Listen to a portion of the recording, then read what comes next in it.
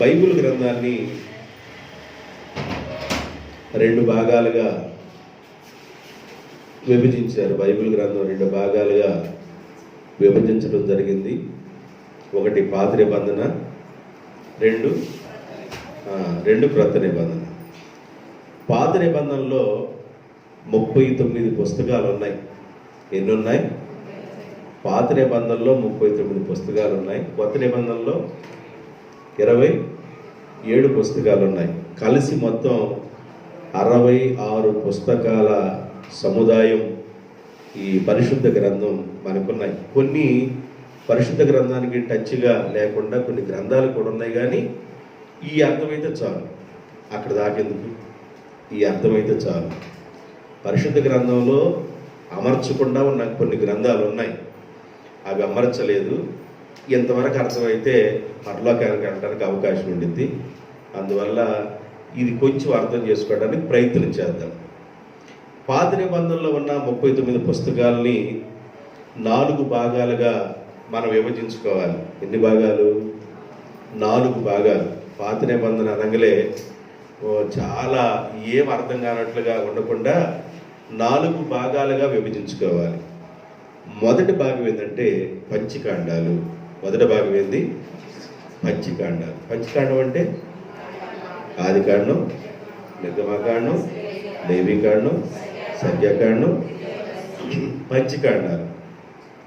రెండో భాగాన్ని చరిత్ర పుస్తకాలు అంటారు. రెండో భాగం ఏంది? యెహోషువ దగ్గర నుండి ఎస్తేరు గ్రంథం వరకు చరిత్ర పుస్తకాలు. రెండో భాగం చరిత్ర పుస్తకాలు, గుర్తుపెట్టుకోవాలి. యెహోషువ గ్రంథం దగ్గర నుండి ఎస్తేరు గ్రంథం వరకు చరిత్ర పుస్తకాలుగా పిలువబడుతున్నాయి. ఒకసారి మీరు చెప్తారా లైన్గా? యెహోషువ, న్యాయాధిపతులు, రూతు, మొదటి సమయాలు, రెండో సమయాలు, మొదటి రాజులు, రెండో రాజులు, మొదటి దినవృత్తాంతం, రెండవ దినవృత్తాంతం, ఎజ్రా, నెహెమ్యా, ఎస్తేరు. అంతవరకు చరిత్ర పుస్తకాలు.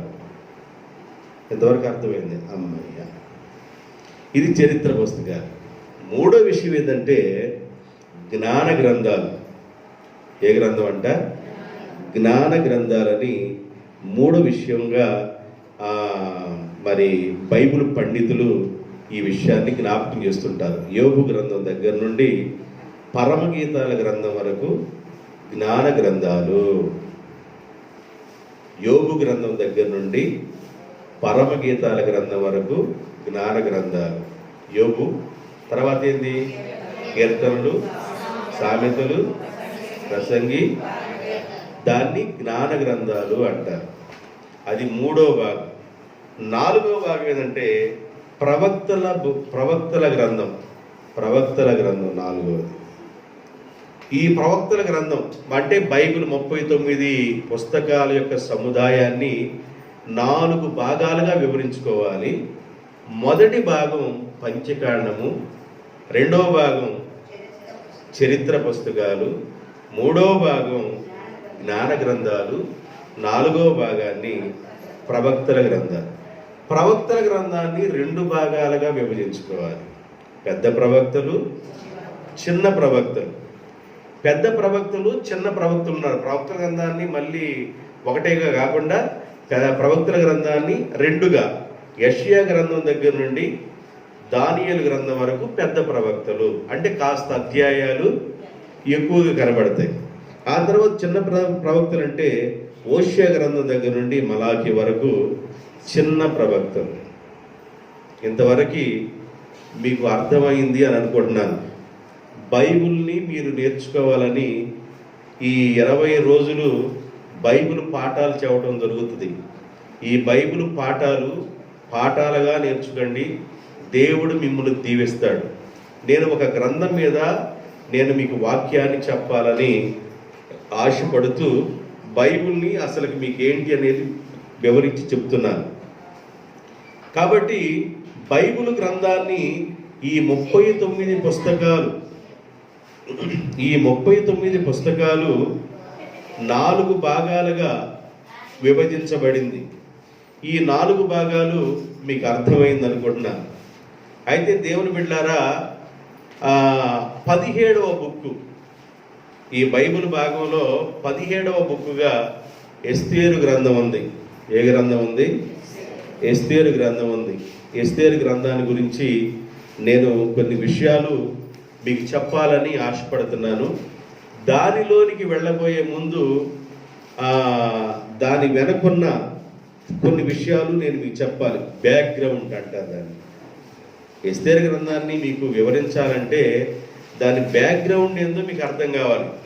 దాని వెనక భాగంలో ఏం జరిగిందో అర్థమైతే ఎస్తేరు గ్రంథంలోకి మనం వెళ్ళొచ్చు. ఎస్తేరు గ్రంథంలో మనం ధ్యానం చేసేటప్పుడు ఎస్తేరు గ్రంథంలో మనకి ఎవరెవరు కనబడతారో మీకు తెలిసిన వరకు చెప్పండి. ఎస్తేరు గ్రంథంలో ఎవరెవరు కనబడతారు? ఎస్తేరు గ్రంథంలో ఎవరు కనబడతారు? అహాష్వేరోషు రాజు,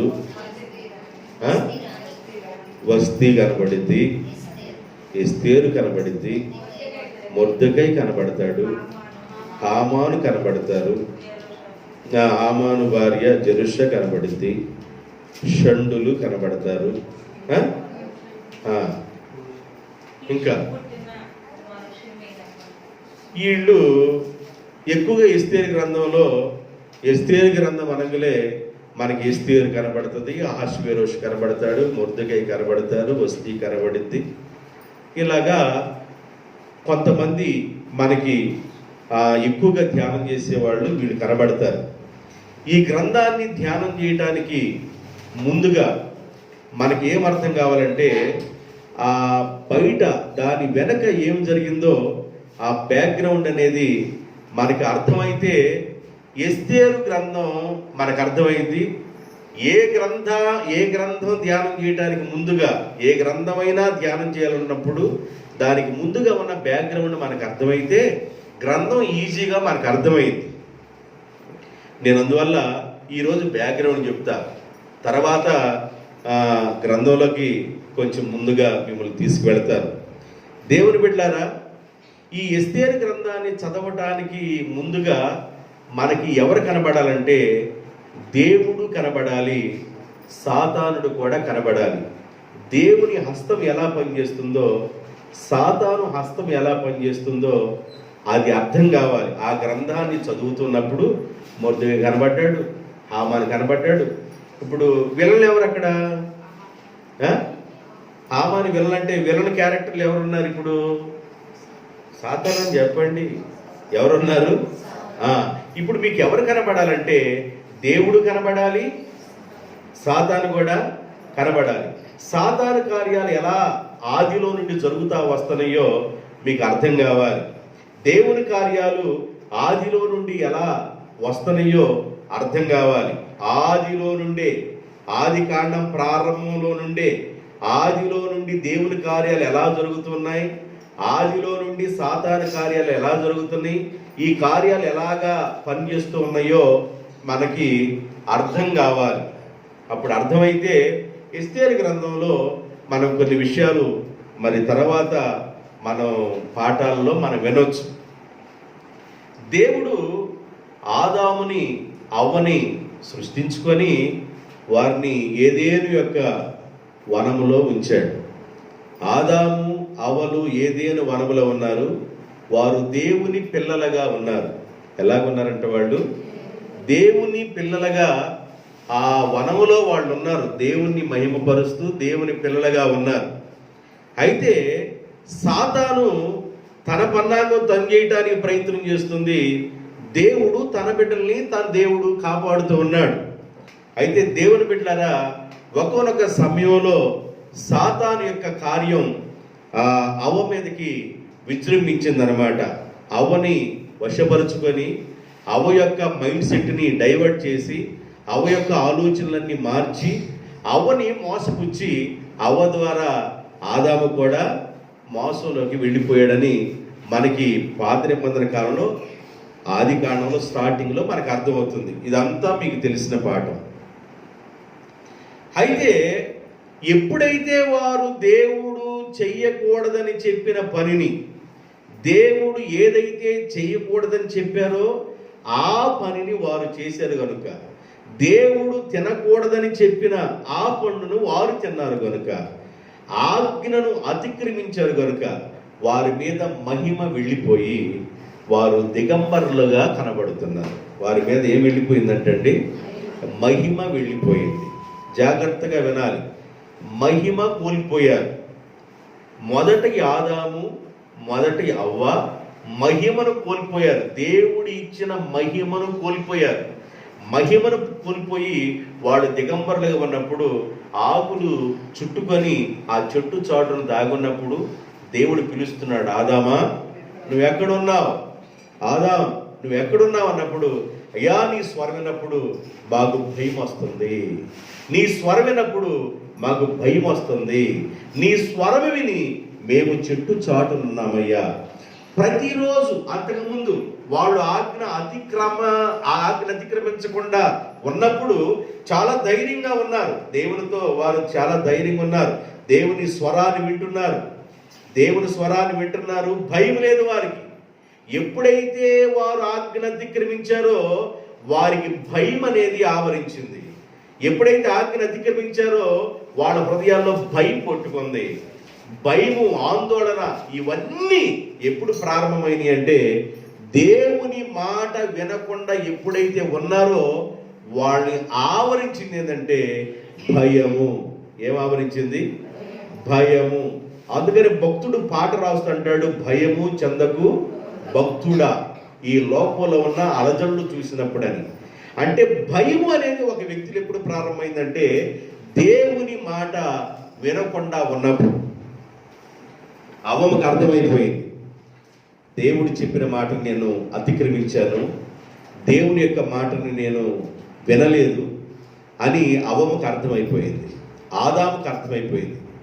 ఏదేను వనంలో వారు పశ్చాత్తాపడుతూ బాధపడుతున్నప్పుడు దేవుడు వారికి చర్మపు చొక్కాయిని తొడిగించాడు.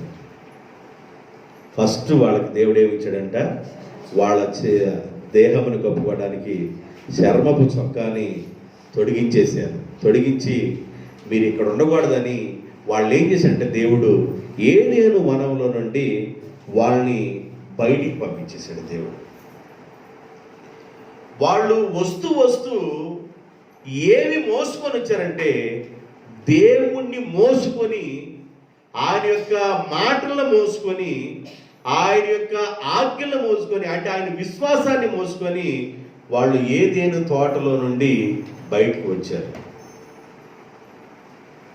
ఎప్పుడైతే నేను మోసపోయానో అనుకుంది అవ్వ, ఎప్పుడైతే నేను మోసపోయాను అనుకున్నాడో ఆదాము, వాళ్ళు ఎప్పుడైతే ఏదేను తోటలో నుండి మహిమను కోల్పోయి వాళ్ళు బయటకు వచ్చినప్పుడు, మహిమలో ఉన్నప్పుడు, దేవుని మహిమ ఉన్నప్పుడు ఎంత ఆనందంగా ఉందో, మహిమ కోల్పోయినప్పుడు ఎంత కష్టంగా ఉందో, ఎంత కన్నీరుగా ఉందో ఈ విషయాలు అర్థమైపోయి దేవుడు వాళ్ళని ఆదరించి వాళ్ళకి చర్మపు చొక్కాలు తొడిగించిన తర్వాత దేవుడు అంటే ఏంది, దేవుని ప్రేమ అంటే ఏంది, ఈ విషయాలను తెలుసుకొని దేవునిలో ఉంటే ఉన్న ధైర్యం ఏందో ఈ విషయాలు తెలుసుకొని వాళ్ళు బయటకు వచ్చారు.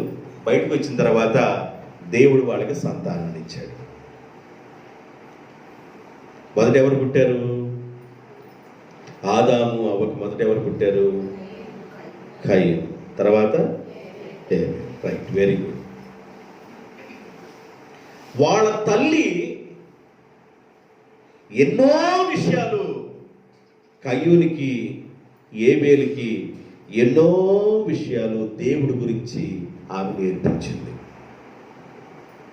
అమ్మా, అయ్యా, మేము దేవుని మాట వినలేదు, దేవుని యొక్క మాటకి విధేయులం కాలేదు, దేవుని మాటకి వినలేదు కనుక మాకు భయం ఆవరించింది, దేవుని మాటకు లోబడలేదు కనుక మేము కష్టపడాల్సి వస్తుంది, దేవుని మాటకు లోబడలేదు కనుక మా చెమటని ఇలాగా భూమి మీద కారవాల్సి వస్తుంది, ఇంత కష్టాలు మాకు సంభవించింది అని ఎన్నో విషయాలు అవ్వమ్మ పిల్లలకు విశ్వాసాన్ని నేర్పించింది.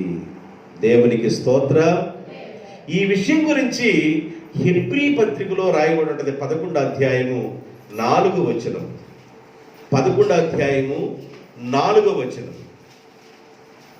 విశ్వాసమును బట్టి విశ్వాసమును బట్టి ఏబేలు కయ్యూను కంటే శ్రేష్టమైన బలిని దేవునికి అర్పించను. జాగ్రత్త వినండి. విశ్వాసమును బట్టి, విశ్వాసము అనేది ఏబేలుకి ఎక్కడి నుండి వచ్చింది? విశ్వాసమును బట్టి, విశ్వాసమును బట్టి ఏబేలు అంటే, జాగ్రత్తగా వినండి, తల్లి ఇద్దరికి విశ్వాసాన్ని నూరిపోసింది. ఆమె బలహీనురాలైపోయిన తర్వాత, దేవుని మాట వినకుండా ఉల్లంఘించిన తర్వాత, దేవుని యొక్క మాటలో నుండి బయటికి వెళ్ళిన తర్వాత ఎన్ని పరిస్థితులు ఎదురైనాయో ఆమెకు అర్థమైపోయింది. దేవుడు అంటే ఏందో, దేవుని ప్రేమ అంటే ఏందో, దేవుని యొక్క శక్తి ఏందో, దేవుని బలమేందో, దేవుని మహిమేందో ఏ దేనిలో ఉండగా చూశారు. ఏ దేనిలో నుండి బయటకు వచ్చిన తర్వాత ఆ విషయాలన్నీ అర్థమైపోయి దేవుని శక్తి ఎలా ఉండిద్ది, దేవుని బలం ఎలాగుండిద్ది, దేవుని మహిమ ఎలాగుండిద్ది, దేవుని శక్తి ఎలాగుండిద్ది అని ఎన్నో విషయాలు. అంతకుముందు అన్ని జంతువులతో వాళ్ళు సహవాసం చేశారు. వెళ్ళండి, ఇప్పుడు సింహం దగ్గరికి వెళ్ళండి. ఎట్లాగుండి దేవారం పరిస్థితులన్నీ తారుమారైపోయింది. నేను ఎప్పుడైతే బలహీనరాలనైపోయానో, నేను ఎప్పుడైతే బలహీనుడైపోయానో, నా బలహీనతలు, మా బలహీనతల వల్ల భయం ఆవరించింది, భూమి నేల శపించబడింది, ఇన్ని పరిస్థితులు ఎదురైనవి. హాయిగా ఉండవలసిన, మహిమలో ఉండవలసిన మేము, దేవుని సహవాసంలో ఉండవలసిన మేము, దేవుని యొక్క స్వరాన్ని వింటున్న మేము ఆయన స్వరానికి దూరం అయిపోయాం, ఆయన మహిమకు దూరం అయిపోయాం, ఆయన బలానికి దూరం అయిపోయామని వాళ్ళు పశ్చాత్తాపడి ఏడ్చి వారు సంతానాన్ని కనుక్కున్నారు. కనుక్కున్న సంతానానికి ఆ తల్లి పునాదిని వేసింది. జ్ఞానవంతురాలు చెప్పండి, జ్ఞానవంతురాలు. ఆదిలో నుండే వచ్చిన మాటలు ఇవన్నీ, ఆదిలో నుండి వచ్చిన మాటలు ఇవన్నీ. జ్ఞానవంతురాలు తన కుటుంబమును కట్టును. చాలా విషయాలు.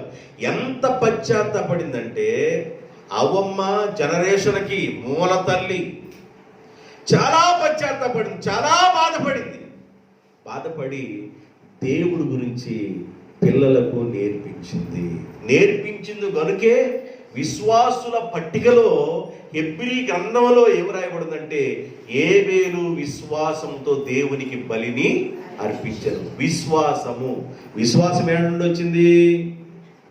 విశ్వాసము తల్లి దగ్గర నుండి, వారి కుటుంబంలో నుండి బయలుదేరింది. విశ్వాసము ఏదేనులో నుండి బయటకు వచ్చేటప్పుడు వాళ్ళు ఏం మోసుకొచ్చుకున్నారంటే, దేవుని కలిగి ఉంటే బలమేందో, దేవుణ్ణి తెలుసుకొని ఉంటే బలమేందో, దేవుణ్ణి వదిలిపెడితే విషయం ఏందో, ఈ విషయాలన్నీ తెలుసుకొని వచ్చి వారి విశ్వాసాన్ని మరి అలాగ దక్కించుకొని బయటకు వచ్చారు. ఇద్దరికి నేర్పించారు, విశ్వాసాన్ని ఇద్దరికి నేర్పించారు.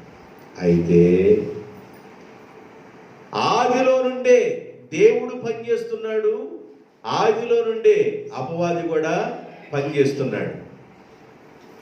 ఈ కుటుంబంలో మొదటగా అపవాది చేత శోధించబడింది అవ్వమ్మ. తర్వాత ప్రథమగా పుట్టిన కుమారుడు అన్నాడే, ప్రథమ కుమారుడు కయ్యూను కూడా సాతాను చేత శోధించుకుంటాడు. ఎందుకంటే ఏబేలు అర్పించిన బలిని దేవుడు అంగీకరించాడు, నా యొక్క అర్పణ దేవుడు అంగీకరించలేదు అని ఆయనకి కోపం వచ్చింది. అంటే ఇండైరెక్ట్గా ఎవరు పని చేస్తున్నారు కయ్యూని వెనక? డైరెక్ట్గా ఎవరు పని చేస్తున్నారు ఏబేలుతో? దేవుడు. జాగ్రత్తగా వినాలి. దేవుడు పని చేస్తున్నాడు. దేవుడు వాక్యము ఇద్దరికి వినిపించబడింది. విశ్వాసాన్ని గురించి ఇద్దరికి తల్లి బోధించింది. దేవుడు అంటే ఏందో తల్లి ఇద్దరికి బోధించింది. దేవుని మహిమలో ఉంటే ఎంత బలం ఉందో ఇద్దరికి బోధించింది. దేవుని స్వరం ఎలాగుండిందో ఇద్దరికి బోధించింది. దేవుని యొక్క తోటల వంట వల్ల వచ్చిన ఆశీర్వాదాన్ని తెలుసుకుంది, అది ఇద్దరికి బోధించింది. వారిని ఇద్దరికి బోధించింది, కానీ వారిలో ఒకరి విశ్వాసాన్ని గట్టిగా చేతపరుచుకున్నారు, ఒకళ్ళు ఏమన్నా వదిలేశారు. సాతాను అలాగ పనిచేస్తూ కయ్యూని ఆవరించి తన తమ్ముడైన ఏబేల్ని చంపేశారు. ఏబేలు దేవునికి బలి అర్పించాడు. అర్పించే బలి అర్పణ ఎలా ఉండిద్దో దాని గురించి బైబిల్లో ఏం చెప్తుందో ఒక విషయాన్ని చూద్దాం. ద్వితీయోపదేశకాండ 15వ అధ్యాయము 19, 20, 21 వచనాలు. నీ గోవులలోనేమి నీ గొర్రె మేకలలోనేమి తొలుచూలు ప్రతి మగదానిని నీ దేవుడైన యెహోవాకు ప్రతిష్ఠింపవలెను. నీ కోడెలలో నీ కోడెలలో తొలుచూలు దాని చేత పనిచేయించకూడదు. నీ గొర్రె మేకలలో తొలుచూలు దాని యొక్క బొచ్చును కత్తిరించకూడదు. యెహోవా ఏర్పాటు చేసుకున్న స్థలమున నీవును నీ ఇంటి వారును నీ దేవుడైన యెహోవా సన్నిధికి ప్రతి సంవత్సరం దానిని తినవలెను. అంటే అర్పణ ఎలా ఉండాలో, ఎలాంటి వాటిని అర్పించాలో ఆ విషయాల్ని స్పష్టంగా రాయబడింది. ఏది అర్పించకూడదో కూడా రాయబడింది, ఎలాంటి అర్పించాలో రాయబడింది. అయితే దేవుని బిడ్డలారా, ఈ ఆదాము అవ్వలు బయటికి వచ్చిన తర్వాత అక్కడ ఒక మాటని దేవుడు జ్ఞాపకం చేస్తాడు. 3వ అధ్యాయము 15వ వచనంలో, ఆది కాండంలో ఒక మాటని జ్ఞాపకం చేస్తాడు. మరియు నీకును స్త్రీకిని నీ సంతానమునకును ఆమె సంతానమునకును వైరము కలుగజేసేదను. అది అది పుట్టుకోళ్ళలో ఆయన అని రాయబడుతుంది. అది నిన్ను తల మీద కొట్టును. అది అనే పాయింట్ దగ్గర ఏం రాయబడుతుందంటే ఆయన. ఆయన అంటే ఎవరు? తల మీద కొట్టేది ఎవరు? యేసు ప్రభువు వస్తాడు, ఆయనే నిన్ను చితక దొక్కుతాడని ఒక ప్రవచనం ఆదిలోనే వ్రాయబడింది. ఆయన నిన్ను తల మీద కొట్టును. సాతానుడు ఏం చేశాడంటే పాపాన్ని అంటగట్టేశాడు. ఆదిలోనే రుద్దేశాడు, పాపాన్ని రుద్దేశాడు. ఆ రుద్దేసిన పాపం అంటగట్టిన పాపం పోవాలంటే ఆయన వస్తాడు.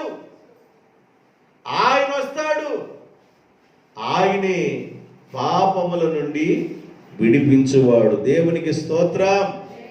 ఆయన వస్తాడు. ఆదిలోనే ప్రవచన వాక్యం ఏంటంటే ఆయన అంటే ఎవరంటే ప్రభు అయిన క్రీస్తు అని గలతీ సంఘానికి పౌలు గారు చెప్పాడు. ఆయన ఎవరో అని గలతీ సంఘానికి పౌలు గారు చెప్పాడు. 4వ అధ్యాయము 4వ వచనం. అయితే కాలము పరిపూర్ణమైనప్పుడు దేవుడు తన కుమారుని, ఆయన నిన్ను కొడతాడన్నాడే, ఆయన్ని పంపెను. కాలము పరిపూర్ణమైనప్పుడు దేవుడు తన కుమారుని పంపెను. ఆయన స్త్రీయందు పుట్టి మనము దత్తపుత్రులము కావాలనని ధర్మశాస్త్రముకు లోబడి ఉన్న మనలను ధర్మశాస్త్రం నుండి బయటికి తీసుకురావడానికి, ధర్మశాస్త్రమునకు లోబడిన వారిని, ధర్మశాస్త్రమునకు ఆయన లోబడిన వాడాయను. జాగ్రత్తగా వినండి. ఇటు చూడండి. ఆదాము అవ్వలు బయటకు వచ్చిన తర్వాత ప్రవచనం ఏముందంటే అది నిన్ను తల మీద కొట్టును. అది అంటే ఆయన అన్నాడు. ఆయన ఎప్పుడు వచ్చాడు? పౌలు గారు ఏం చెబుతున్నాడంటే కాలము పరిపూర్ణమైనప్పుడు తండ్రి తన కుమారుని భూమి మీదకి పంపించాడు. కాలము పరిపూర్ణమైనప్పుడు 2020 సంవత్సరాల క్రితం భూమి మీదకి యేసు ప్రభుని తండ్రి పంపించాడు. ఆదిలో నుండి దేవుడు పనిచేస్తున్నాడు. ఆదిలో నుండి సాతాను పనిచేస్తా ఉంది. సాతాను యొక్క కుట్ర నీకు అర్థం కావాలి, దేవుని యొక్క బలమేందో నీకు అర్థం కావాలి. అర్థమవుతూ మనం ముందుకు వెళితే మనం ధ్యానాంశంలోకి వెళతాం. తర్వాత ఎస్తేరు గ్రంథాన్ని ధ్యానం చేయడానికి ధ్యానాంశంలోకి వెళతాం. కాబట్టి ఏబేలు చనిపోయాడు.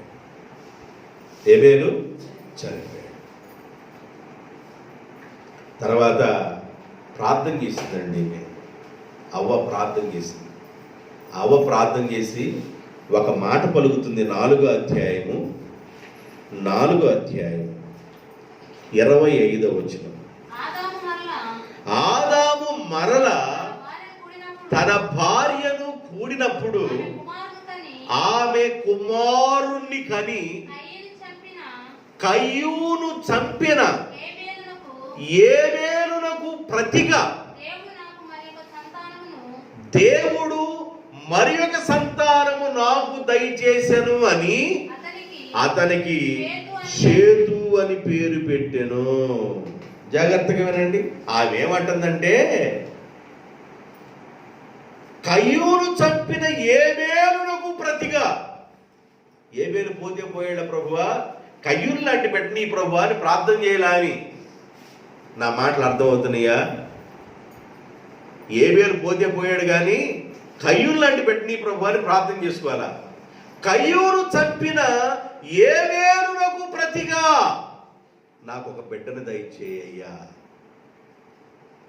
అంటే, ఏబేలు ఎలాంటి వాడు తల్లికి తెలుసు. ఏబేలు ఎలాంటి వాడు? విశ్వాస వీరుల లిస్టులో ఉన్నవాడు. ఆదిలో ఉన్న ఏబేలు ఏ లిస్టులో ఉన్నాడంటే విశ్వాసుల వీరుల లిస్టులో ఉన్నాడు. కయ్యూను ఎవరి లిస్టులో ఉన్నాడు? కయ్యూని ఏమన్నా సాతాను లిస్టులో ఉన్నాడు. ఏబేలు ఏమన్నా విశ్వాస వీరుల లిస్టులో ఉన్నారు. తల్లి ఇద్దరికి బోధించింది. కయ్యూనికి బోధించింది, ఏబేలుకి బోధించింది. తల్లి మాట విని దేవుని మాట విన్నాడు ఏబేలు. తల్లి మాటని తండ్రి మాట త్రోసివేశాడు, దేవుని మాట త్రోసివేశాడు కయ్యూను. అంటే ఆదిలో నుండే సాతాను ఎవరో ఒకళ్ళని, ఆ ప్రథమ ఫలం ఎవరిది చెప్పండి? ప్రథమ ఫలం ఎవరిది? ప్రథమ ఫలం దేవుంది. ప్రథమ కుమారుడు కయ్యూను. ప్రథమ ఫలం దేవునికి వెళ్ళాలి, కానీ ప్రథమ ఫలాన్ని పట్టేసుకున్నాడు. సాతానుడు ఎవరిని పట్టేసుకున్నాడంటే ప్రథమ ఫలాన్ని ప్రథమ ఫలం దేవుంది కదా, ప్రథమ ఫలాన్ని పట్టేసుకున్నాడు. ప్రథమ ఫలం దేవుంది కదా, కాబట్టి ప్రథమ ఫలాన్ని పట్టేసుకున్నాడు. ఇలాగా సాతాను ఎవరెవరిని పట్టుకొని వస్తున్నాడు, దేవుడు ఎవరెవరితో తన పని జరిగించడానికి ఆయన పని చేస్తున్నాడో కొన్ని విషయాలు మీకు క్లుప్తంగా అర్థమైతే బాగుంటుందని నేను ఈ విషయాన్ని జ్ఞాపకం చేస్తున్నాను. ఆయన కాలము పరిపూర్ణమైనప్పుడు వచ్చాడు. ఆయన అంటే ఎవరు? జాగ్రత్తగా వినండి. ఆయన అంటే ఎవరు? యేసు ప్రభు కాలం పరిపూర్ణమైనప్పుడు వచ్చాడు. ఎందుకు వచ్చాడు? ఎందుకు వచ్చాడు? మొదటి యోహాను రాసిన పత్రిక 3వ అధ్యాయం 8వ వచనం. మొదటి యోహాను రాసిన పత్రిక 3వ అధ్యాయము 8వ వచనం. అపవాది మొదటి నుండి పాపము చేయుచున్నాడు గనుక పాపము చేయు ప్రతివాడు అపవాది సంబంధి. అపవాది యొక్క క్రియలను లయపరచుటకే దేవుని కుమారుడైన యేసుక్రీస్తు ప్రత్యక్షమాయను. ఎందుకు వచ్చాడంటే యేసుప్రభు రావడానికి కారణం ఏంది? భూమి మీదకి 2020 సంవత్సరాల క్రితం యేసుప్రభు రావడానికి కారణం ఏంది? రేపు డిసెంబర్ 25వ తారీఖున యేసుప్రభు యొక్క జననాన్ని జ్ఞాపకం చేసుకుంటున్నాం. యేసుప్రభు ఎందుకు వచ్చావయ్యా ఈ భూమి మీద కంటే, అపవాది అనేవాడు ఒకడున్నాడు. వాడు మొదటి నుండి పాపం చేస్తున్నాడు. వాడు మొట్టమొదటి నుండి దేవుని యొక్క పిల్లగా ఉన్న వారిని పాపంలో తీసుకెళ్ళడానికి వస్తున్నాడు. వాడు పాపానికి జనకుడు. అపవాది మొదటి నుండి పాపం చేస్తున్నాడు. పాపం చేసే ప్రతివాడు అపవాది సంబంధి. కనుక అపవాది యొక్క క్రియలను, అంటే పాపపు క్రియలను లయపరచుటకే ప్రభు అయిన యేసుక్రీస్తు ఈ లోకానికి వచ్చాడు. ప్రభు ఎందుకు వచ్చాడు ఈ లోకానికి అంటే అపవాది క్రియలను లయము చేయడానికి. ఈ అపవాది ఏం చేస్తుందంటే ఎక్కడో ఒక చోట సందేశుకొని వెళ్ళిపోయి ఆయన చిత్తములో ఉన్న వారిని, ఆయన ప్రణాళికలో ఉన్న వారిని పాపాన్ని చిన్నగా దించేస్తుంది. పాపానికి చిన్నగా ప్రేరేపిస్తూ ఉంది. పాపానికి ప్రేరేపిస్తూ ఉంటుంది. పాపం చేయడానికి ప్రేరేపిస్తూ ఉంటుంది. సాతాను యొక్క పని ఏంటంటే పాపానికి ప్రేరేపించే శక్తి సాతానుకున్న శక్తి. దేవుని మాట వినకపోవటమే పాపం, అదొక పాపం. అయితే లోకంలో దేవుని యొక్క మాట వినకుండా ఉండటమే కాదు, ఇంకా పాపంలో కూరుకుపోయేటట్టు చేసే పని సాతాను పని. దేవుని మాట వినకపోవటం వల్ల కలిగే నష్టమేందో, కోల్పోయిన మహిమేందో, దేవుని శక్తి ఏందో, దేవుని మహిమేందో, దేవుని బలమేందో అర్థమైపోయి ఉన్న అవ్వమ్మ, అర్థమైన ఆదాము తమ పిల్లలకు విశ్వాసాన్ని నూరిపోశారు. ఇద్దరికి నూరిపోశారు. ఏ వేలికి నూరిపోశారు? కయ్యోనికి నూరిపోశారు. వాళ్ళిద్దరిలో ప్రథమ ఫలం ఉన్నారే, ముందుగా పుట్టినవాడు, వాడిని సాతాను క్యాచ్ చేసి వాళ్ళ తమ్ముడి మీద విపరీతమైన కోపం వచ్చడం చేసి తమ్ముడి ప్రేమపూర్వకంగా తీసుకెళ్ళిపోయి పొలం తీసుకెళ్ళి పెద్ద బండ ఒకటి తీసుకెళ్ళి నెత్తి మీద తీసుకొట్టి చంపేశాడు. సాతాను కయ్యూను ఆక్రమించుకుంది.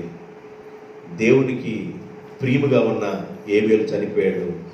అవ్వమ్మ ఏడ్చింది, బోరున ఏడ్చింది, విలపించి ఆమె ఒకటి అంటది, అయ్యా కయ్యూను చంపిన ఏబేలునకు ప్రతిగా నాకు ఒక బిడ్డను దయచేవా, విశ్వాస వీరుడు కావాలయ్యా, నాకు కయ్యూనొద్దు, కయ్యూను లాంటి వాడొద్దు, ఏబేలు లాంటి వాడు నాకు కావాలయ్యా అని అడిగితే దేవుడు ఎవరిని ఇచ్చారంట? షేతునిచ్చాడు. ఇప్పుడు జాగ్రత్త, షేతు జనరేషన్ ఎదుగుతుంది, కయ్యూను జనరేషన్ ఎదుగుతుంది. మీరు గమనించాలి, దేవుడు ఒక్కొక్క తరములో ఒక్కొక్కళ్ళని ఎన్నుకున్నాడు. ఆయన చిత్తములు, ఆయన ప్రణాళికలో ఉన్న వారిని ఒక్కొక్కళ్ళు ఎన్నుకున్నాడు. ఎన్నుకోబడిన వారిని ఎలాగైనా పడగొట్టాలని, ఎలాగైనా మోసం చేయాలని ఆదిలో నుండే సాతాను ప్రణాళిక వేసి చూస్తానే ఉంది. అయితే విశ్వాస వీరుడుగా ఉన్న ఏబేలునకు ప్రతిగా దేవుడు షేతునిచ్చాడు. షేతు కూడా విశ్వాసం కలిగి ఉన్నాడు. ఆయన తర్వాత ఆయనకి పిల్లలు పుడితే ఏనోషు అనేవాడు పుట్టాడు. ఏనోషుకి ప్రార్థన గురించి నేర్పించాడు. ఎవరో? షేతు. దేవునికి స్తోత్రం. ఎవరేసిన బీజం ఇది? వారి తల్లేసిన బీజం. ఎలాగో నేను దేవుని మాట వినకుండా మోసపోయాను, కానీ దేవుడు అంటే ఏందో, దేవుని శక్తి ఏందో నాకు అర్థమైంది కనుక అయ్యా నేను కూడా విశ్వాసం ఎదగటం నేర్పించాయని విశ్వాసాన్ని నేర్చుకొని విశ్వాసాన్ని నూరిపోతున్న పిల్లలకి దేవుని యొక్క మాటల్ని ఏబేలు నేర్చుకున్నాడు. దేవుని యొక్క మాటల్ని షేతు నేర్చుకున్నాడు. షేతు తమ బిడ్డ అయిన ఏనోషు కూడా నేర్పించాడు. ఏనోషు ఏం చేస్తున్నాడు? మొట్టమొదటి ఏనోషు ఏం చేస్తున్నాడు? కింద వచ్చిన ప్రార్థన చదవండి. ఏనోషు షేతుది కూడా చదవండి. షేతునకు కుమారుడు పుట్టెను, అతనికి ఏనోషు అని పేరు పెట్టెను. అప్పుడు యెహోవా నామమున ప్రార్థన చేయుట ఆరంభించాడు. ఏనోషుకి పునాది వేసింది ఎవరు? షేతుకు పునాది వేసింది ఎవరు? అవ్వ. ఏబేలుకు పునాది వేసింది ఎవరు? అవ్వ. ఏబేలు ఏమన్నా చనిపోయాడు, ఏబేలు ఏమన్నా అన్న చంపేశాడు. ప్రథమ ఫలం దేవుంది, కానీ దేవుని యొక్క సొత్తుగా ఎదగనీయకుండా ఆయులో అపవాది పాపం చేసుకుంటూ వస్తున్నాడు. కాబట్టి పాపం చేయడానికి ప్రేరేపించాడు కనుక, చంపడానికి ప్రేరేపించాడు కనుక, తమ్ముడని కూడా చూడకుండా, వెనక ముందు చూడకుండా చంపడానికి ప్రేరేపించాడు. విశ్వాసాన్ని కోల్పోయిన వాడై ఇతని అపవాది సంబంధం అయిపోయాడు. కయ్యూను, ఏబేలు దేవుని సంబంధిగా విశ్వాస వీరుల పట్టికలోకి వచ్చేసాడు. ఏబేలులకు ప్రతిగా దేవుడు షేతునిచ్చాడు. షేతు ప్రార్థనాపరుడుగా తీర్చబడ్డాడు. ఆయనకు పుట్టిన కుమారుడు కూడా ప్రార్థనను నేర్పించాడు. ఏనోషు దేవునికి ప్రార్థన చేయవాడాయను. దేవునికి స్తోత్రం. భూమి మీద రెండు తెగలు పెరుగుతూ ఉన్నాయి. రెండు వంశాలు పెరుగుతున్నట్లు పెరుగుతున్నాయి. ఒకటి షేతు వంశము, ఒకటి కయ్యూను వంశం. ఇలాగా పెరుగుతుంది. అయితే దేవుని చిత్తములో, దేవుని ప్రణాళికలో ఎవరైతే ఉన్నారో ఆదిలో నుండే వాళ్ళ పడగొట్టుకుంటా సాతాను వస్తున్నాడు. ఆ దేవుని చిత్తములో, దేవుని ప్రణాళికలు ఎవరైతే ఉన్నారో వాళ్ళని కాపాడటానికి దేవుడు చాలా విధాలుగా కాపాడుతున్నాడు. నిన్ను కాపాడువాడు కునుకడు నిద్రపోడు. ఇజ్రాయేలును కాపాడువాడు కునకడు నిద్రపోడు. యెహోవా యందు భయభక్తులు కలిగిన వారు చుట్టూ ఆయన దూతల కాపుదల నుండి వారిని రక్షించును. దేవుడు ఎలాగైనా తన బిడ్డలు కాపాడుకోవడానికి చూస్తున్నాడు. సాతాను ఎలాగైనా ఆయన చిత్తంలో ఉన్న బిడ్డల్ని లాగటానికి చూస్తున్నాడు. ఆయన ప్రణాళికలో ఉన్న బిడ్డల్ని లాగటానికి చూస్తున్నాడు. ఎక్కడ లాగటానికి? లోకంలో లాగటానికి. లోకంలో ఏముంది? నేత్రాశ, శరీరాశ, జీవపడము. ఎలాగైనా వాళ్ళు లాగటానికి చూస్తున్నాడు. ఆయన చిత్తాన్ని, ఆయన ప్రణాళికని ఎలాగైనా నాశనం చేయాలని సాతాను పనిచేస్తున్నాడు. దేవుని చిత్తంలో ఉన్న వాళ్ళని కాపాడుకోవడానికి దేవుడు పనిచేస్తున్నాడు. ఈ జనరేషన్ ఇలా జరుగుతూ జరుగుతూ జరుగుతూ వస్తున్నప్పుడు షేతులో నుండి దేవుడు నోవాహుని ఎన్నుకున్నాడు. దేవునికి స్తోత్రం. ఇక నేను కొన్ని విషయాలు ఉన్నాయి, అవన్నీ ఆపి నోవాహు చెప్తున్నా. షేతులో నుండి దేవుడు ఎవరిని ఎన్నుకున్నాడు? నోవాహుని ఎన్నుకున్నాడు. నోవాహుతో దేవుడు అంటాడు, నోవాహు, ఈ తరము వారిలో నీవే నా ఎదుట, నా దృష్టి ఎదుట నీతిమంతుడుగా కనబడుతున్నావు నోవాహు అని. నోవాహు నీతిమంతుడిగా ఉన్నాడు. ఎలాంటి వారి మధ్య? ఎలాంటి రోజులవి?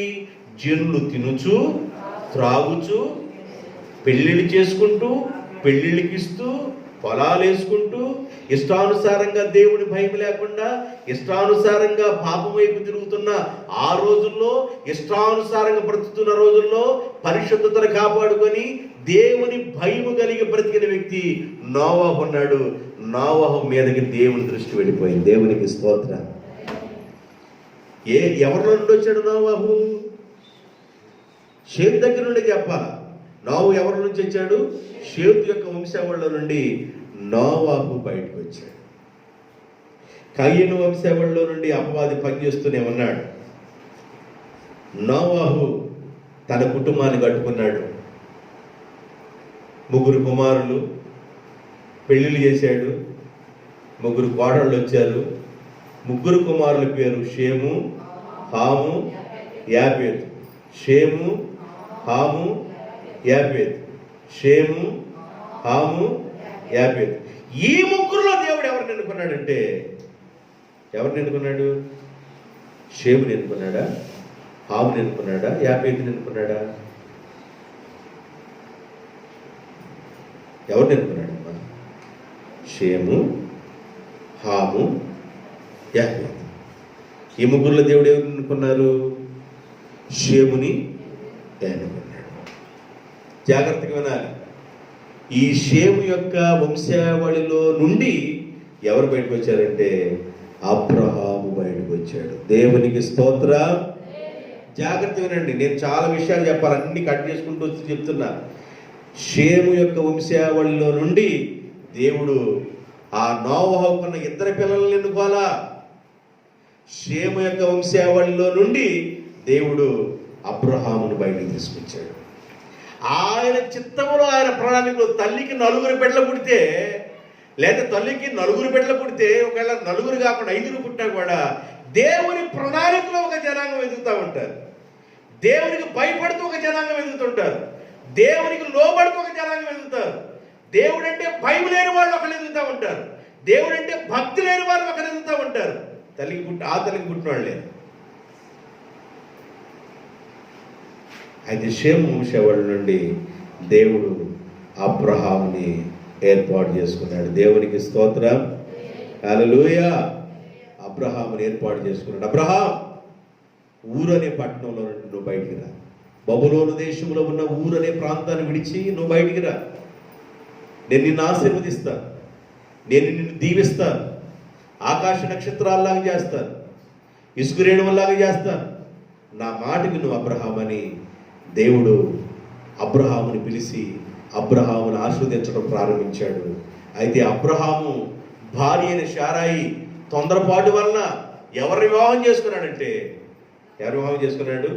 హాగర్ని వివాహం చేసుకున్నాడు.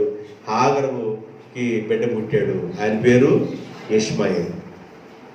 అబ్రహాము అప్లికేషన్ పెడుతున్నాడు దేవుని దగ్గర, అయ్యా నీ సన్నిధానంలో ఎదుగునట్లుగా ఇష్మాయేల్ని దీవించయ్యా, జ్ఞాపకం చేసుకయ్యా అని అప్లికేషన్ పెడుతున్నాడు. ఒకసారి చూస్తారా?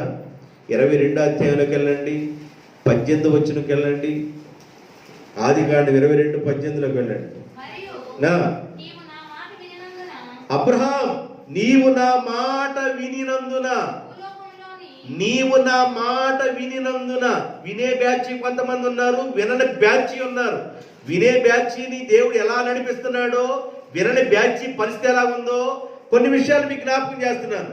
నీవు నా మాట వినినందున భూలోకములోని జనములన్నీ నీ సంతానము వలన ఆశీర్వదించబడును, ఆశీర్వదించబడునని నా తోడని ప్రమాణము చేసి ఉన్నాను. అబ్రహాం, భూలోకములో ఉన్న జనాలన్నీ నీ మూలంగానే ఆశీర్వదించబడతారు. నిన్ను ఆశీర్వదించు వారిని నేను ఆశీర్వదిస్తా, నిన్ను దూషించు వారిని నేను శపిస్తాను. కాబట్టి అబ్రహాం, నీవు నా మాట విన్నావు. బబులోను ప్రాంతంలో ఉన్న ఊరు అనే ప్రాంతాన్ని, ఊరు అనే పట్టణాన్ని విడిచి నేను చూపించే ప్రాంతానికి నీ వచ్చావు కనుక నేను నిన్ను ఆశీర్వదిస్తాను, నీ సంతానం ఆశీర్వదిస్తాను అన్నాడు. ఈ లోపు సంతానం కలగటం లేట్ అయిపోయేసరికి శారమ్మ తొందరపడి ఆగర్ నుంచి పెళ్లి చేసింది. ఆగర్కి బిడ్డ పుట్టాడు ఇష్మాయేలు. ఇష్మాయేలు గురించి అప్లికేషన్ పెడుతున్నాడు ఎవరో? అబ్రహాము ఇష్మాయేలు గురించి అప్లికేషన్ పెడుతున్నాడు. అయ్యా నీ సన్నిధానములో ఉండునట్లుగా ఇష్మాయేలుని జ్ఞాపకం చేసుకయ్యా. 17వ అధ్యాయం 18వ వచనం, ఆదికాండం 17:18. అబ్రహాము ఇష్మాయేలు నీ సన్నిధిని బ్రతుకును అనుగ్రహించుము. అబ్రహాం ఏమంటున్నాడంట దేవుని దగ్గరికి వెళ్ళి, దేవా దేవా ఎట్టగైనా నా వృద్ధాప్యంలో లేక లేక ఒక బిడ్డ పుట్టాడు కదా, ఇష్మాయేలును నీ సన్నిధానంలో ఉన్నట్లుగా జ్ఞాపకం చేసుకుంటే దేవుడు అన్నాడు నోరు ముయ్ అన్నట్లుగా ఉంది. కింద వచ్చే వాక్యాలు, కిందకు వచ్చే వాక్యం ఎవరేపడదంటే, ఎవరు బాబు ఇష్మాయేలు వల్ల నా వాగ్దానాలు జరగవరా? ఎవరి వల్ల జరుగుతాయంటే, నీ భార్య అయిన శారాకి నేను సంతానం ఇస్తాను, ఆమె ద్వారా పుట్టిన బిడ్డలే నేను వాగ్దానం చేసిన పిల్లలు అని దేవుడు కింద వచనాలు చెప్తాడు. 19, 20, 21. అయితే వచ్చే సంవత్సరం ఈ కాలమందు శారా నీకు కనబోవు ఇస్సాకుతో నా నిబంధన స్థిరపరుస్తాను. ఇష్మాయేల్ని సన్నిధానంలో ఉండినట్లుగా దీవించు, ఇష్మాయేల్ని సన్నిధానంలో ఉన్నట్లుగా దీవించని. అబ్రహాం ఈ ప్రార్థన చేయడం ఆపే, ఈ ప్రార్థన చేయడం ఆపు. నువ్వు నేను ఎన్నుకున్న వ్యక్తి ఉన్నాడు, నా ఏర్పాట్లో ఉన్నవాడున్నాడు, వాగ్దానం చేసిన వాడున్నాడు. ఆ వ్యక్తి ఎవరంటే ఇస్సాకు. దేవునికి స్తోత్రం. అబ్రహాముకు పుట్టిన సంతానంలో ఇష్మాయిల్ గురించి అప్లికేషన్ చేయడం ఆపమని ఆయన, నువ్వు శారమ్మకి నేను బిడ్డనిస్తాను, ఆయన వల్ల నా వాగ్దానాన్ని నెరవేర్చుకుంటాను ఇస్సాకు ద్వారా అన్నాడు దేవుడు. దేవుడు ఒక జనాంగాన్ని ఎన్నుకుంటా వస్తున్నాడు. ఒకవైపు ఎన్నుకున్న జనాంగాన్ని ఎలాగైనా నాశనం చేయాలనుకుంటున్నాడు, ఒకవైపు సాతాను. దేవుడు ఆయన ప్రణాళికలో ఉన్న బిడ్డల్ని ఆయన అలా కాపాడుతూ వస్తున్నాడు. సాతానుడు ఆయన ప్రణాళికలో బిడ్డల్ని నెట్టివేయాలా, త్రోసివేయాలా, పాపాలను నడిపించాలా, లోకంలో తీసుకెళ్లాలని వాడు పన్నాగలు వాడు చేస్తున్నాడు. భూమి మీద 2 జనాంగాలు ఎదుగుతున్నాయి. యెహోవా యందు భయభక్తులు లేని జనాంగం ఒకటి ఎదుగుతుంది, దేవుడంటే భయము భక్తి లేని జనాంగం ఒకటి వెలుగుతుంది. దేవుడు ప్రేమించి, ఇస్సాకును ప్రేమించి దేవుడు కవల పెట్టలు ఇచ్చాడు, కవల పిల్లలు ఇచ్చాడు. ఎవరినిచ్చాడు? ఏశావు, యాకోబు. ఏశావు, యాకోబు. ఇస్సాకు ఎవరంటే ఇష్టం? ఇస్సాకు ఎవరంటే ఇష్టం? ప్రథమ ఫలం. ప్రథమ ఫలం అంటే ఇష్టం. ఏశావు అంటే ఇష్టం. ఏశావు అంటే ఇష్టం. అందుకని ఏశావుని పిలిచి, తండ్రి వృద్ధాప్యంలో ఇస్సాకు వృద్ధాప్యంలో ఏశావుని పిలిచి అంటాడు, అయ్యా ఒరే నాకు కళ్ళు కనపడతలేదురా నాయన, మంద దృష్టి వచ్చేసిందయ్యా, నా నాలుగు లాగేస్తుందరా, నేను మాంసం కొర తినాలనిపిస్తుందరా, నాకు మాంసం తీసుకొచ్చి పెట్టరా అని అన్నాడు. అది తిని నేను దీవిస్తాను రా అన్నాడు. దేవుని ఏర్పాట్లో ఉన్నాడు యాకోబు. దేవునికి స్తోత్రం. దేవుని ఏర్పాట్లో ఉన్నాడు యాకోబు. కనుక వాళ్ళ తల్లి ఏం చేసిందంటే, నా గర్భంలో మీరిద్దరు ఎదుగుతున్నప్పుడు దేవుడు మీ ఇద్దరి గురించి చెప్పేశాడు రా, చిన్నోడా పెద్దోడు కంటే నువ్వు గొప్పోడు అవుతావురా చిన్నోడా, మీ నాన్న ఏమన్నా పెద్దోడు దీవిస్తారన్నాడు, ఆ దీవుని ఏందో నీకు రావాలరా అని తల్లి చెబితే, అమ్మా నా స్వరాన్ని ఇన్ని గుర్తుపట్టి నాన్న దీవించడానికి ముందు ఒకవేళ శపిస్తే ఆ శాపం మీద నాకు వచ్చిందిరా, ఆ దీవుని నువ్వు పొందటానికి వెళ్ళరా అన్న. దీవుని పొందేశాడు. దీవుని పొందటానికి అర్హుడైపోయాడు. దేవునికి స్తోత్రం. ఒక తల్లికి ఇద్దరు బిడ్డలు పుడితే దేవుని చిత్తంలో దేవుని ప్రణాళికలో ఎదుగుతూ ఉన్నాడు, భయం కలిగి ఎదుగుతున్నాడు. యాకోబు గురించి బైబిల్ ఏమి రాయబడిందంటే, యాకోబు గుడారవాసి. యాకోబు గుడారవాసి. ఏశావు అరణ్యవాసి. ఆయన అరణ్యంలో తిరగటం ఇష్టం. సొగసైన వస్త్రాలు వేసుకొని, ఎర్రని వాడని, రోమము కలిగిన వాడని, అడవుల మీద తిరిగేవాడు, అడవిలో తిరుగుతూ ఉండేవాడు, అరణ్యవాసి. యాకోబు ఇంట్లో ఉండి గుడారవాసిగా తల్లి తండ్రి మాట వింటూ ఎదుగుతున్నాడు యాకోబు. దేవుని యొక్క ప్రణాళికలో ఉన్నాడు యాకోబు. దేవుని చిత్తంలో ఉన్నాడు యాకోబు. దేవుని ఉద్దేశంలో ఉన్నాడు యాకోబు. యాకోబుకి వివాహమైన తర్వాత దేవుడు 12 మంది కుమారులను ఇచ్చాడు. ఎంతమంది ఇచ్చాడు? జాగ్రత్తగా నండి. ఎంతమందిని ఇచ్చాడు? 12 మంది కుమారులను ఇచ్చాడు. ఈ 12 మంది కుమారుల్లో దేవుడు ఏర్పాట్లో ఉన్న వాళ్ళని జ్ఞాపకం చేసుకొని యోధ పదమసింహము అని యాకోబు దీవించాడు. దేవునికి స్తోత్రం. యోధాని దేవుడు దీవించేశాడు. తండ్రిగా ఉన్న యాకోబు యోధ పదమసింహము. యాకోబులో నుండి నక్షత్రము ఉదయించును, యోధా నుండి రాజదండము తొలగి పోదని యోధాని తండ్రి దీవించాడు. దేవుని యొక్క ప్రణాళికలు ఇప్పుడు ఏ గోత్రం వచ్చేసింది? ఎంతమంది పిల్లలు ఉన్నారు? 12 మంది పిల్లలు. 12 మంది పిల్లలలో దేవుని ప్రణాళికలు ఉన్న గోత్రం ఏంది? యోధా గోత్రం. యోధా గోత్రాన్ని దేవుడు ఏర్పాటు చేసుకున్నాడు.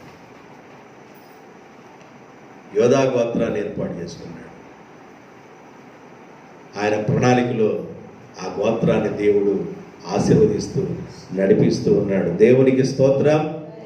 ఈ 12 మంది కుమారులు దేవుని చిత్తములో, దేవుని ప్రణాళికలో ఆయన సంతానం ఉంది. ఇజ్రాయేలీలుగా, యూదులుగా వాళ్ళు పిలువబడుతున్న సంతానం, వాళ్ళ గోత్రాలను బట్టి పిలువబడుతున్న సంతానం. ఆషేరు గోత్రం, యోధా గోత్రం, దాను గోత్రం, నఫ్తాలి గోత్రం, గాదు గోత్రం, ఇలాగా ఇశ్శాఖారు గోత్రం, ఇలాగా ఏర్పాటు చేయబడ్డున్నాయి గోత్రాలు. ఈ గోత్రాలన్నిటినీ దేవుని చిత్తములో, దేవుని ప్రణాళికలో ఉన్న ఈ సంతానాన్ని నాశనం చేయాలనుకున్నాడండి. ఎవరు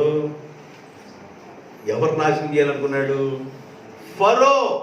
యేసేపు ఎరుగని ఒక రాజు వచ్చెను.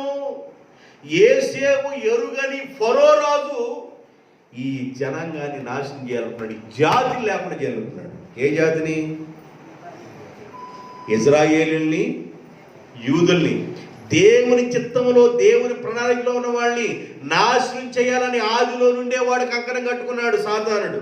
ఇప్పుడు సాతానుడు ఎవరికి దొరబడ్డాడంటే, యేసేపు కాలంలో ఉన్న ఫరో కాకుండా యేసేపు చనిపోయిన తర్వాత ఒక కొత్త ఫరో వచ్చాడు. ఆ ఫరో ఏమన్నాడంటే, మంత్రసాలను పిలిచాడు ఇద్దరిని, సిఫ్రా పుయ్యు అని ఇద్దరు పిలిచాడు. ఇద్దరు పిలిచి, మంత్రసానులారా, ఇజ్రాయేల్ సంతానంలో మగపిల్లల సంతానం ఎక్కువైపోతుంది, మా సంతానం డౌన్ అయిపోతుంది. ఐగుప్తులో ఉన్న సంతానం డౌన్ అవుతుంది, వీళ్ళ సంతానం ఏమన్నా డెవలప్ అవుతుంది. కాబట్టి మంత్రసానులారా మీరేం చేయాలంటే హెబ్రీలుగా ఉన్న పిలువబడుతున్న ఇజ్రాయేలులు ఉన్నారే, హెబ్రీలుగా పిలువబడుతున్న యూదులు ఉన్నారే, హెబ్రీలుగా పిలువబడుతున్న వాళ్ళు ఉన్నారే, వాళ్ళ సంతానం పుట్టిన పిల్లలు పుట్టినట్లుగా పురిట్లోనే చంపేయండి. ఎవరు చెప్పింది? ఫరో. ఫరో ఎవరి ప్రేరణ ద్వారా చెప్పాడు? అది మీరు గుర్తుపెట్టుకోవాలి. నేను ఇప్పుడు దేవుడు సాతాను చూపించుకుంటూ వస్తున్నా, దేవుని సాతాను చూపించుకుంటూ వస్తున్నా. సాతాను ప్రేరేపణతో ఉన్న ఫరో అన్నాడు, ఆ దేవుని పిల్లలుగా ఎదుగుతున్న ఆ పిల్లలందరూ నాశనం చేయండి, గర్భంలోనే వాళ్ళు బయటకు వస్తుండగా ఆ పిల్లల్ని ఆ పురుట్లను చంపేసేయండి అని చెప్పాడు. వీళ్ళు ఏమన్నా దేవుడికి భయపడిన వాళ్ళు ఎవరో? మంత్రసానులు ఇద్దరు పేర్లేంది? సిఫ్రా, ఊయా. ఊయా కాదు, పూయా. పూయా, సిఫ్రా, పూయా. వీళ్ళిద్దరూ దేవునికి భయపడ్డారు కనుక పుడితే పుట్టని ప్రభువా మాకెందుకు ఈ దోషం నాయన అని కానీ చేదుకడుకు మేలకుండా ఉంటున్నారు.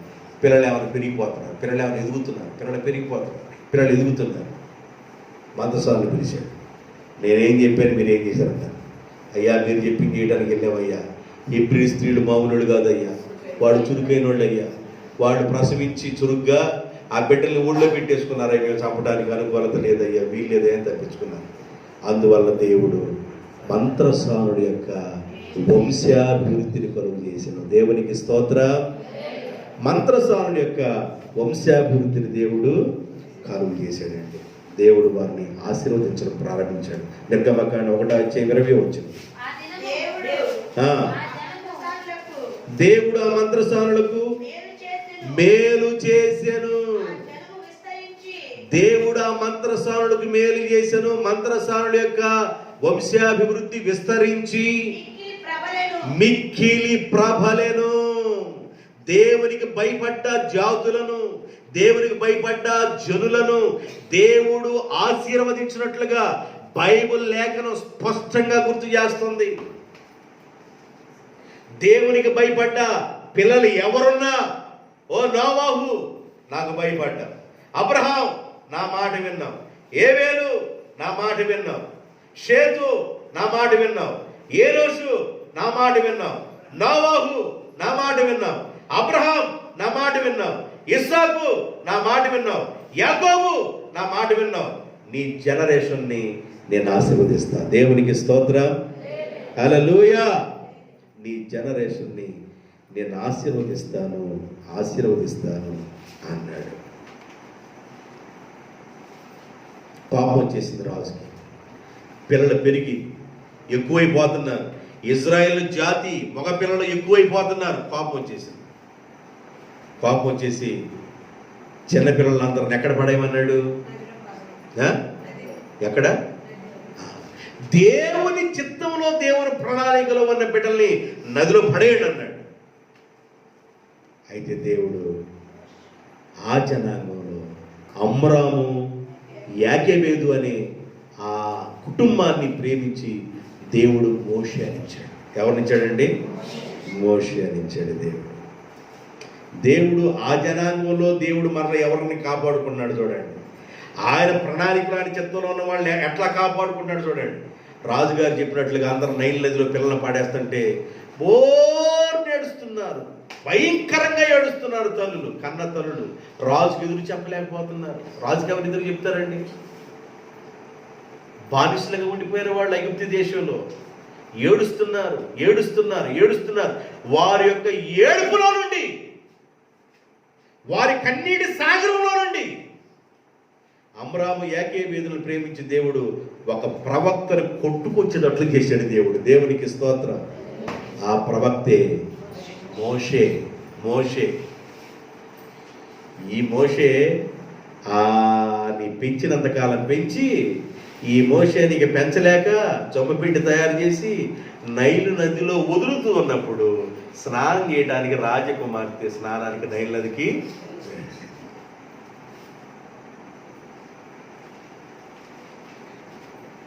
ఆమె కంటపడ్డాడు ఆ పిల్లోడు. రాజు ఏమన్నా పిల్లలు చంపేపిస్తుంటే రాజుగారి కుమార్తె కంటపడ్డాడు. ఆ బిడ్డను తీసుకురండి, ఏడుపోయిన ఆ బిడ్డను తీసుకురండి అన్నారు. ఆ బిడ్డ ఎవరంటే హెబ్రీని అర్థమైపోయింది. అయినా పర్లేదు, నా కొరకు పెంచండి బిడ్డ అన్నారు. రాజు ఏమంటాడు? బిడ్డ ఎదుగుతూ ఉన్నాడు, బిడ్డ ఎదుగుతూ ఉన్నాడు, బిడ్డ ఎదుగుతూ ఉన్నాడు, బిడ్డ ఎదుగుతూ ఉన్నాడు.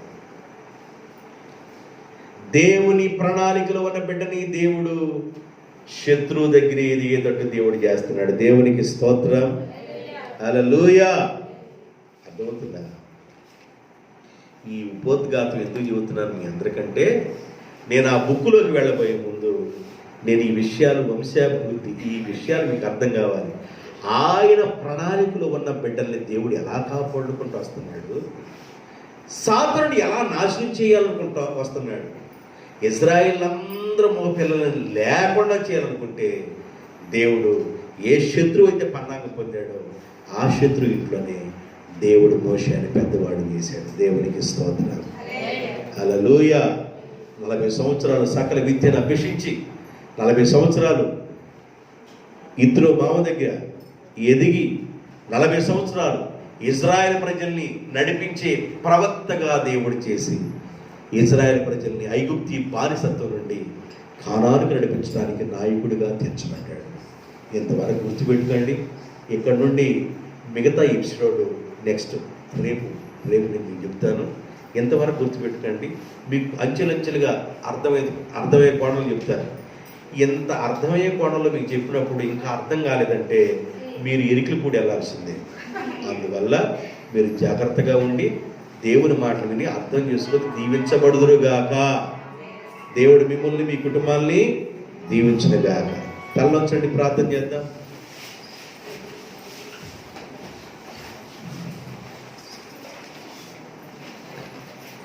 నమ్మకమైన మా ప్రభువా, సృష్టికర్త, మీ పాదములకు స్తుతి స్తోత్రాలు చెల్లిస్తున్నాం. మీ సన్నిధానంకి వచ్చిన మీ బిడ్డలందరినీ మీరు దీవించమని, ఆశీర్వాదంతో నింపమని, మేలుతో నింపమని, వర్ధిల్ల చేయమని ప్రార్థన చేస్తున్నాను. ఉన్నతమైన బహుమానాలకు వారసులు చేయండి.